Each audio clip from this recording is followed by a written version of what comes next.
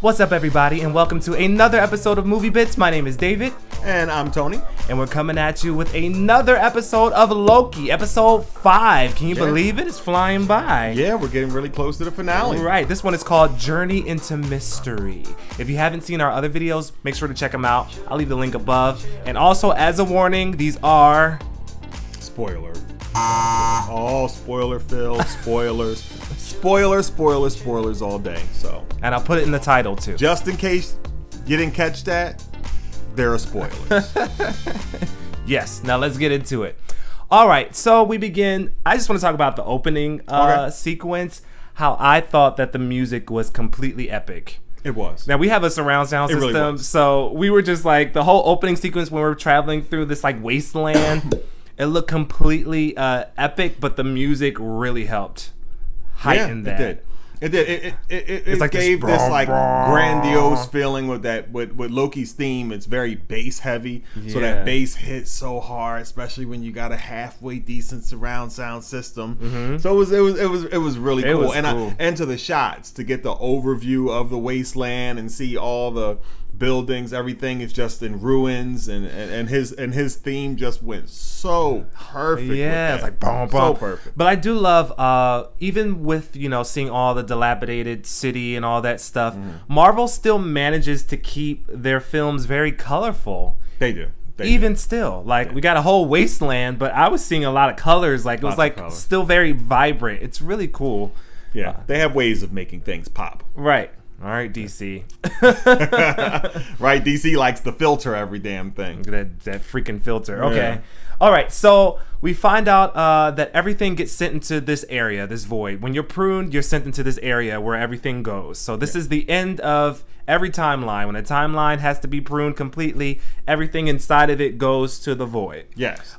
Inside the void, we see this big purple mass of clouds and lightning and eyes. Yeah, and we start finding out about the void because of course Sylvie has Renslayer and is like, you're going to tell me everything, and then Renslayer tries to be like, well, I want to cooperate genuinely because I want to find out who's really in charge, but she was like stalling for time, and Sylvie ends up having to run. So Sylvie finds out from Renslayer that this sort of purgatory is really the end of time, and they send everything there because nothing can escape from that area. So they can't actually destroy these realities. They can just send all the matter from the realities to this place, to the end of time. Right. So we find, that scene where Loki wakes up and he sees all the other Lokis around him. So now we see this big purple mass, and it's called eliath. Yes, right. Loki is now in. We pick up with him in this the void, and he is there with all of the other Lokis. So they're running, they're trying to hide, and Loki's trying to find out what's going on. They're like, listen, eliath, which is a big giant cloud dog, is chasing us. It's more like a saber-tooth kind of thing. Whatever, scary. he wants to eat everything. We're his lunch. We got to get out of here. So they take Loki, our Loki, back to one of their lairs. It's shenanigans ensue. It's a bunch of Lokis, bunch of crazy explanations. How did you get here? How did you get here? They're finding out what was your Nexus event. What Nexus event did you cause? Mm-hmm. Can't remember everybody's specific Nexus events. Do you have anything written down? I do have a few things. So it looks like old Loki, he kind of just went away and isolated himself. He found out that wherever he was, there was like chaos. So he decided to remove himself from the equation, which was my favorite Loki Nexus event story. Yeah. That he decided to go into isolation because he determined it was him. And then the second he missed his brother, he was pruned. The TVA came. The TVA showed up the second he decided to leave. Yeah. And then he goes and I was pruned. And then we have Kid Loki, who actually killed Thor in his timeline. Yeah. So he got pruned. Black Loki, he gave his story, but then they all called him out on it and said that it wasn't true. That wasn't true. Yeah. So I don't know what Black Loki did. We'll talk about Black Loki a little bit later. I'm a little disappointed in that. So we find out that I meant to say, it seems like what's her name? Renslayer. She really doesn't know. She seems to not really know who's controlling the TVA or where it came from. Genuinely, she seems to not know genuinely, and at times it seems like she's just playing games. She's Right. Renslayer. She's in on the whole thing. She's playing a bunch of games. Who knows? Right. And when we made our prediction about what Kang the Conqueror. Yeah. Now I know in the comic books, doesn't she work with him in the comic books, right? She does. Now in the comic books, Renslayer is actually King the Conqueror's girlfriend.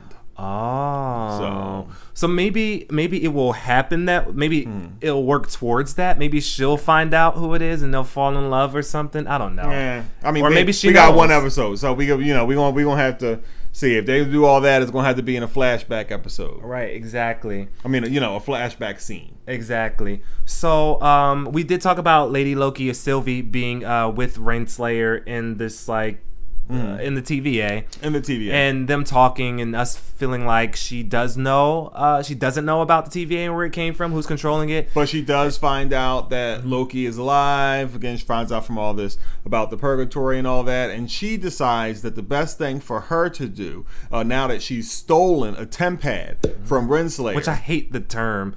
Grace Randolph, she said it too. It really sounds like a feminine hygiene product. I hate saying it. We couldn't have thought of like a better thing to say. My temp pad. My temp pad. My what? Yeah, exactly. I don't like saying it because it's so close to fempad. Yeah, that's really the problem. Or tampon. Or tampon. There you go. I said it. No class. I don't know. But anyway, Sylvie has a tempad, so she prunes herself so that she can go back to this land and get to Loki. Right, and I thought it was interesting. She said, finding the man behind the curtain. So I know before when you had saw the Timekeepers, you had mentioned that it felt very like Wizard of Oz to you. Yes, very. So, and I know Grace, she mentions it too. I'm calling you out a lot, Grace. I'm sorry. We watch your stuff. But she says it's like she wants to find the man behind the curtain. So again, we have another Wizard of Oz reference, right? Yeah, another Wizard of Oz reference. I guess our film director really enjoys the Wizard of Oz and all of that. Okay, so we meet all the Lokis. They're running away. We get to the hideout. More Lokis come in as our Loki that we know is trying to exit because he's like, guys, we can go kill Eliath. Yeah, let's unite. Just kill it. I'm just going to kill it. They laugh at him like, you're crazy. And as he's exiting, he opens the sewer because they were underground. And now you see all these Lokis. One of them has like President Loki. Yeah, there's President Loki sticker. who's in charge, who thinks he's in charge of all the Lokis. We quickly find out that, I mean, come on. Did you really think that all of these Lokis weren't going to stab each other in the back? So they all, I'm in charge. This is my army. And then they all... Right. They all betray each other. Which I hate because then the Black Loki was like, I betrayed you. I'm the king now. Because in this world, that underground layer, Kid Loki is in charge. But then he's like, I betrayed you. And then you find out he's being betrayed. So I just have to say, I didn't like... I thought that the Black Loki would be so much more interesting. Him having the Thor hammer. I was like, oh, okay, that's kind of cool. And I kind of wanted him to be around. But after all the chaos, he ends up not being one of the Lokis that goes with the Loki that we know to face Eliath. And I was like, what? He kind of just came and went. But it's so interesting. How did he get Thor's hammer? Is he the chosen one in his timeline and Thor's like not the good one? Like, how did that happen? It was kind of like a missed opportunity to flush that out, I think. Yeah. I don't know. Yeah, I don't know. I mean, it kind of sucks. I'm a little, like, whatever about it. Because at the end of the day, we still had to pick up with the story of Loki and Sylvie. Right. We got one more episode left. We don't really have time to dive too deep. Right. You know what I mean? Into any other characters. Right, Not like we got, 4 or 5 or 6 more episodes left. Exactly. To go here. So I know what we want, but... Versus what we get. Realistically. And I think I think it is a little disappointing that Black Loki got left behind. Right. I was like, what? You know what I mean? Why is he not a part of the group? And didn't get to make it into the third act. That was weird of the to episode. Me. So I was like, damn, we got a Black Loki. He's got a freaking Thor hammer, and now he's not there. Yeah. I mean, Lizard Loki could have been the one that, the crocodile. Fell off, come on. I don't know. It didn't stop me from enjoying the episode. We still love you, Disney. So we get Sylvie. She prunes herself. She wakes up inside of a old bus. She kicks the window out, and then we see Eliath coming for her. Yes, coming. And Eliath, his power set is really interesting. He seems to deteriorate whatever his cloud passes through. So. Yes. In this case, as she's running away, you see him kind of go past all the cars and they kind of rust away. I wrote down it felt very much like the Dementors in Harry Potter. Yeah. That whole the visual effects of it, the cloud kind of going, Yeah, it looked very cool. Yeah, they look cool. Cool and purple. We like all the color. Yeah. So she starts running. Then something weird happens. She gets a glimpse of something. We don't quite know what it is, but you're broken out of that really quickly. She keeps running. All of a sudden, see this car coming down the horizon. So she runs. Car turns around. Opens the back door. She jumps inside, and it is Mobius. It's Mobius, my main man, Mobius. We knew. Oh, that's your main man? We knew they wasn't going to do Owen Wilson like that. That's your main man? You don't cast a former Hollywood star and then cut him. Oh, that was the shot at me from the last video. Oh, I see what you did. Yeah, you don't do that. It wasn't a shot at him, but if the shoe fits. Okay, so he pretty much saves the day, takes her away, brings him to where the other Lokis are. Brings Sylvie to where the other Lokis are. Brings her. Yes, and then they reunite, and then they have a little moment where, they say, we should confront Eliath, because Sylvie, as she was running, when she ran past one of his, I don't know, can we say tentacles, like smoke tentacles? I don't know. Somehow arms. Somehow she threw her power out and got to enchant it, and she got a quick glimpse of beyond Eliath. So Sylvie is convinced that she can use her powers to enchant Eliath, and that once she does that, the only thing standing between Eliath and whoever is behind the TVA, that curtain will be revealed, and she'll be able to access that person once that barrier breaks down. That Eliath is himself a barrier, and if you can enchant him, the barrier comes down. Exactly. So the plan is, okay, we're going to confront Eliath. Yes. And Sylvie and Loki have this kind of this awkward moment where there's a thunderstorm happening. They're sitting on the side of a hill by themselves, clearly it's an awkward, and they're interacting like awkward teenagers. It's very awkward. We're Lokis and we have genuine feelings for someone, each other, and it's strange. And then they even bring it up. They even say, the Nexus. Do you think it was because of? No, that wasn't anything. They kind of skate around and tried to say it was a TVA lie. It's no, y'all like each other. Did I say love each other? Which is still weird. You guys know how I feel about it, and if you don't, check out the video above. Yeah.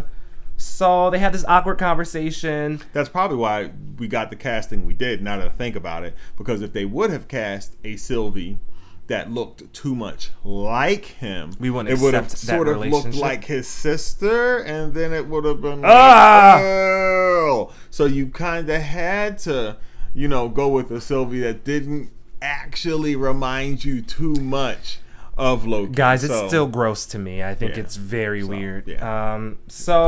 Let's see here. So we talked about that. Oh, in that scene, I really enjoyed the actress that played Sylvie. It made me like Sylvie more. In the beginning, I wasn't really sold on her playing Lady Loki. The visuals just didn't add up. But in combination with what you just said and her acting and the way that the story is developing, I like her, and I empathize with her. Yeah, I think it's great casting. I think she's a great actress, and she's a working mom. Shout out! I saw a meme on Facebook, and she was standing there like this, and her costume and her boobies were out. She had a bra on, a black bra, but there were zippers to where she could zip down her costume and let her boobs out. And she said that she was a working mom, and she was giving a shout out to the costume designer because that allowed her to breastfeed her baby and to pump her breast to feed her baby in between takes, and she's a brand new mom. So I thought that was really very cool. considerate. You know what I mean? She's still at work. Okay. Yeah, I'm a big proponent of reasonable accommodation in all aspects of life and society in general. So it was really cool knowing how hard they can be on actors on set to see them accommodate a new mom in that way. That was really cool. Right. Thank you, Disney. I meant to say this. One of the Lokis I said earlier that it was Kid Loki. Whenever they try to fix themselves and not be selfish, they end up being pruned. They end up being pruned. And I thought that was good Lokis. Yeah, that was so sad. So then it made me think about the timeline and destiny and all that other stuff. I'm like, well, are things predestined? Is there someone controlling all of this? Like, you can be a different Loki as long as Well, are you what they destined to refer be- to yeah. themselves to be. They refer to themselves as the god of outcasts. Right. So it's And like as long as you're an outcast Loki, you are allowed to exist. And I actually read in a comment section that someone said that they think Sylvie's crime, because it was like, what was Sylvie's Nexus event? They said when she was playing with the toys, she was actually saving Asgard. So and she grew up healthy because she knew she was adopted. So she was socially well adjusted, therefore good. And that was unacceptable. She wasn't going to be an outcast, so she had to go. Oh, I don't know. Yeah, I never considered why she was pruned. Yeah. Interesting. Okay, so we get towards this big confrontation with Eliath. Mobius is there. But when Sylvie pruned herself, she also took with her the Tempad. The Tempad, yeah. So it was like, yeah, Sylvie got the Tempad. She's going to go rescue everybody. Yeah, it's awesome. Right. So then Kid Loki doesn't come along for this fight, but he does hand our Loki his sword. Yes. And then we get into it. So Mobius leaves. He asks the other Lokis, are you going to come with me? They say, no, we're going to stay. We know how to survive here. Yeah. I don't know if I would have said that. I'm like, hell yes, take me with you. I don't want to be here. Like, Exactly. How are we eating? I don't have a kitchen or a soft bed to lie in. Like, no, I'll go. Exactly. So we get to this whole epic battle where it's just Sylvie and Loki. It starts off Sylvie and Loki standing in front of Eliath. Yes. And as they are approaching Eliath, Loki is like, I'll distract him. So he runs off to the side, sets Kid Loki's sword aflame, starts waving it in the air like and it a looked crazy very man. Harry Potter. To see him did. standing I said there more like Harry that, Potter. with his arm even twisted like that, my God, looking my up. face. It was My face. It was so Harry Potter. It's very, very Harry Potter. But like, so we see Eliath approaching Sylvie, and he's like this close to devouring her, and then we see this green light come out of nowhere. So we look off to the side, the camera aims off to the side, and we see this big city being constructed. It looked like Asgard to me. Yeah, it looked like Asgard. And in the middle of it is Old Man Loki. Right. So Old Man Loki, it looks like he's just conjured up an entire city to distract Eliath, and it's working. Eliath is coming right to devour the city, and that gives Sylvie enough time to really start working her enchantment. So her and Loki start holding hands, and they're doing it, and they're trying to do the enchantment together. She tells him that we can do this. Right. After he had made a comment about Loki's being stronger than he thinks, after they witnessed what Old Man Loki was doing, he said, I think we're all stronger than we think. And I wrote that down because I thought that was amazing storytelling. Marvel, I don't know. Like I said, you guys already know from my previous episode, I don't really read the comics. I'm sorry. But watching it unfold in front of me, what great storytelling. I had said earlier in one of our first few episodes about this show that Loki was much stronger than he appeared to be in the Marvel movies.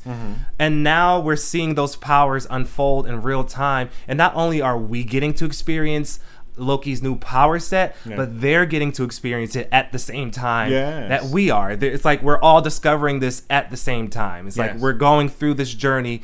Marvel is excellent with taking us on a journey. That's why I think Endgame was so amazing, because it felt like a complete story. Like we had all gone on this journey to get to this point. So kudos to you, Marvel. Yes. Excellent storytelling. I have to say that. So it was amazing. So Old Man Loki conjures the city. I want to call him Goliath, but Eliath is going for it. You find out that it's not a real city. Unlike, when our Loki and even Kid Loki conjure things, those things are real. You can touch it, tangibly manifested items. It's more like they transport something real from somewhere. So you think Old Man Loki might be doing the same thing, but he's actually just casting an illusion. Yeah. But that gives Sylvie and Loki enough time to actually properly enchant. Right. So they grab onto his tendrils, smoke tendrils, and then Old Man Loki, of course, an ultimate sacrifice. He gets very tired. He can't keep up the disguise anymore, and he gets devoured by Eliath. Not before yelling "glorious purpose," which was really cool. And again, I was like, more just epic, just epic sacrifice, always in a Marvel movie. Yeah. Right. So they connect to him. She casts her spell. She enchants eliath. The clouds kind of fade away, and in the middle of it, we see this big, what looks like a mansion. Yeah, a mansion / castle, something. Yeah, and over top of it is the huge, the things that, the portals that they travel through. We've seen it earlier. And it's like a big one above this whole mansion. Yeah. So, they grab hands. She's like, open your eyes, and they start walking to it. And now, I guess we're going to end the series with the big reveal. Who is the villain? What is going on here? And back in the days, I know we grew up watching Beverly Hills, 90210, Melrose Place. We remember previews. You used to get left with cliffhangers like this at the end of an episode, but then you got those 60 seconds of what was coming next week, and it got you hyped. Right. They don't do that no more. No previews. You get a preview.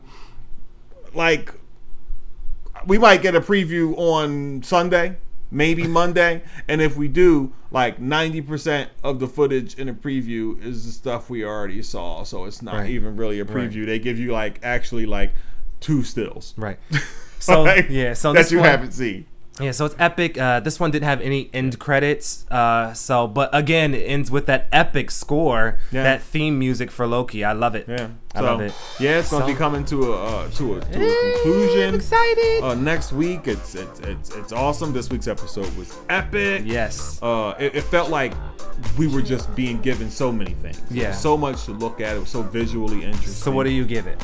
A thumbs up, a meh, or a thumbs down? Again, I mean, what can I say? I feel like maybe I shouldn't have just given them 2 thumbs up. The first few episodes maybe gave him the ability to improve or something like that. Making it too easy for him. But I give it 2 thumbs up. I was incredibly entertained, and I want more.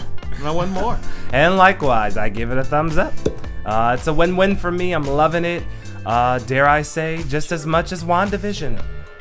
All right. Yes. Well, there you go, guys. That's our latest episode of Movie Bits. If you like what you saw, please don't forget to like, comment, and subscribe. Let's start a discussion down below. We'd love to interact with you guys. Please help our channel grow so we can bring you more content, okay? And we'll see you next time here on Movie Bits. Bye-bye. Peace.